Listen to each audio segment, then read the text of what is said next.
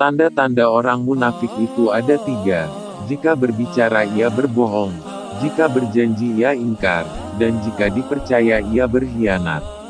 Hadis riwayat Bukhari. Dalam riwayat lain, tanda munafik itu ada 3. Walaupun orang tersebut puasa dan mengerjakan sholat, lalu ia mengklaim dirinya muslim. Hadis riwayat Muslim, nomor 59. Dari Abdullah bin Amr radhiyallahu anhu, ia berkata bahwa Rasulullah Shallallahu alaihi wasallam bersabda, ada 4 tanda. Jika seseorang memiliki 4 tanda ini, maka ia disebut munafik sejati, tulen. Jika ia memiliki salah satu tandanya, maka dalam dirinya ada tanda kemunafikan sampai ia meninggalkan perilaku tersebut, yaitu 1. Jika diberi amanat, khianat. 2. Jika berbicara, dusta. 3. Jika membuat perjanjian, tidak dipenuhi. 4. Jika berselisih, dia akan berbuat zalim. Hadis riwayat Muslim, nomor 58. Hendaklah kalian senantiasa berlaku jujur, karena sesungguhnya kejujuran akan mengantarkan pada kebaikan dan sesungguhnya kebaikan akan mengantarkan pada surga. Jika seseorang senantiasa berlaku jujur dan berusaha untuk jujur, maka dia akan dicatat di sisi Allah sebagai orang yang jujur. Hati-hatilah kalian dari berbuat dusta, karena sesungguhnya dusta akan mengantarkan kepada kejahatan dan kejahatan akan mengantarkan pada neraka. Jika seseorang sukanya berdusta dan berupaya untuk berdusta, maka ia akan dicatat di sisi Allah sebagai pendusta. Hadis riwayat Bukhari, nomor 6094 dan Muslim, nomor 2607. Tunaikanlah amanat pada orang yang memberikan amanat padamu dan janganlah mengkhianati orang yang mengkhianatimu.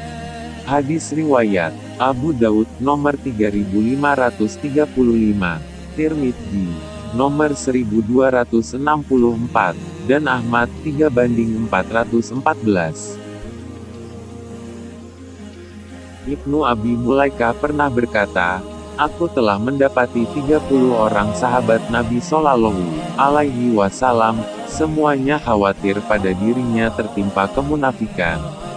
Hadis riwayat Bukhari, nomor 36. Hadis riwayat Abu Musa al-Asy'ari radhiyallahu anhu, ia berkata, Rasulullah Shallallahu alaihi wasallam bersabda, perumpamaan orang mukmin yang membaca Al-Quran adalah seperti perumpamaan buah utrujah, baunya harum dan rasanya enak. Perumpamaan orang mukmin yang tidak membaca Al-Quran adalah seperti buah kurma, tidak ada baunya sama sekali namun rasanya manis. Perumpamaan orang munafik yang membaca Al-Quran adalah seperti buah raihana, baunya harum namun rasanya pahit. Sedangkan perumpamaan orang munafik yang tidak membaca Al-Quran adalah seperti buah pria, tidak ada baunya sama sekali dan rasanya pahit. Hadis riwayat Muslim.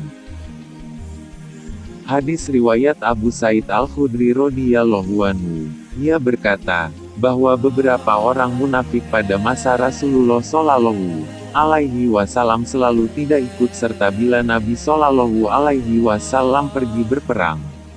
Mereka bergembira ria dengan ketidakikutsertaan mereka bersama Rasulullah Shallallahu alaihi wasallam. Lalu apabila Nabi Shallallahu alaihi wasallam telah kembali, mereka mengemukakan alasan kepada beliau sambil bersumpah dan berharap mendapatkan pujian dengan apa yang tidak mereka perbuat. Maka turunlah ayat, janganlah sekali-kali kamu menyangka bahwa orang-orang yang gembira dengan apa yang telah mereka kerjakan dan mereka suka supaya dipuji terhadap perbuatan yang belum mereka kerjakan, janganlah kamu menyangka mereka akan terlepas dari siksa. Hadis riwayat Muslim. Ditanyakan kepada Rasulullah Shallallahu alaihi wasallam, apakah seorang mukmin bisa menjadi penakut? Beliau menjawab, ya. Lalu ditanya lagi, apakah seorang mukmin bisa menjadi bakhil? Beliau menjawab, ya. Lalu ditanyakan lagi, apakah seorang mukmin bisa menjadi pembohong? Beliau menjawab, tidak. Hadis riwayat Malik dari Sofwan bin Sulaim, dalam Al-Muwatta. Hadis riwayat Abu Hurairah radhiyallahu anhu. Ia berkata, bahwa Rasulullah Shallallahu Alaihi Wasallam bersabda, akan datang suatu zaman di mana seorang lelaki mengajak saudara sepupunya atau kerabatnya yang lain, marilah bersenang-senang. Marilah bersenang-senang. Padahal Madinah itu lebih baik bagi mereka seandainya mereka mengetahui. Demi Tuhan yang jiwaku berada dalam genggaman tangannya, setiap orang dari mereka yang meninggalkan Madinah karena tidak menyukainya, maka Allah akan menggantikan dengan orang yang lebih baik daripadanya.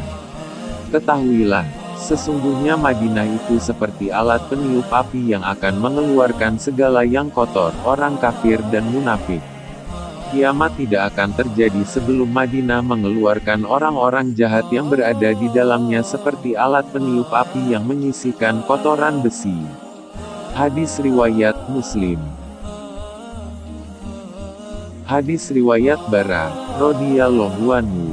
Ia berkata, Nabi Shallallahu Alaihi Wasallam bersabda tentang kaum Ansor, yang mencintai mereka hanyalah orang yang beriman dan yang membenci mereka hanyalah orang munafik. Barang siapa yang mencintai mereka, maka Allah mencintainya.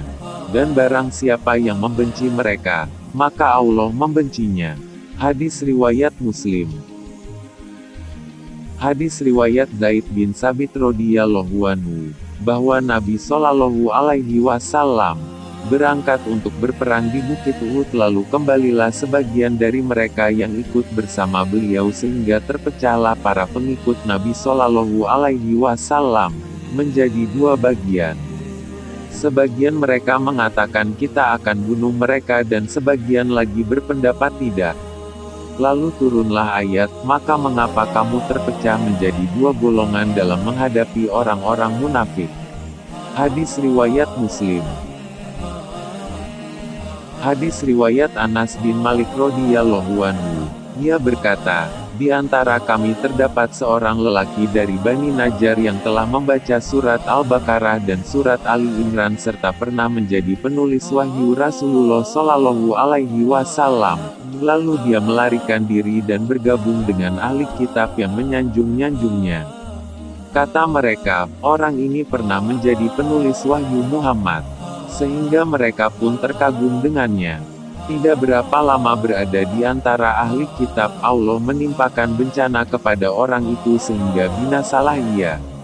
Orang-orang ahli kitab segera menggalikan kuburan untuknya lalu menimbunkan tanah ke atas jasadnya. Keesokan harinya, bumi telah memuntahkan jasadnya ke atas permukaan. Mereka pun kembali menggali kubur dan menimbun, tetapi keesokan paginya bumi telah memuntahkannya lagi ke atas permukaan. Kemudian mereka menggali dan menguburnya lagi. Namun keesokan paginya bumi kembali memuntahkannya ke atas permukaan lalu mereka pun membiarkan jasadnya terbuang. Hadis riwayat Muslim. Imam Muslim menceritakan dari Abu Musa al-Asy'ari, Rasulullah Shallallahu Alaihi Wasallam bersabda, siapa yang mati dalam keadaan tidak pernah berperang dan tidak pernah terbetik dalam dirinya, maka ia mati di atas cabang kemunafikan. Rasulullah Shallallahu Alaihi Wasallam bersabda, ada dua sifat yang tidak akan pernah tergabung dalam hati orang munafik, perilaku luhur dan pemahaman dalam agama. Hadis riwayat At-Tirmidzi. Rasulullah Shallallahu Alaihi Wasallam bersabda, siapa yang menunaikan sholat berjamaah selama 40 dengan memperoleh takbiratul ihram imam, maka ia akan ditetapkan terbebas dari dua hal, yakni terbebas dari neraka dan terbebas dari kenifakan. Hadis riwayat At-Tirmidzi. Dari Anas radhiyallahu anhu bahwa Nabi Shallallahu Alaihi Wasallam bersabda, tanda iman adalah mencintai orang-orang Ansor dan tanda munafik adalah membenci orang-orang Ansor. Hadis riwayat Bukhari dan Muslim.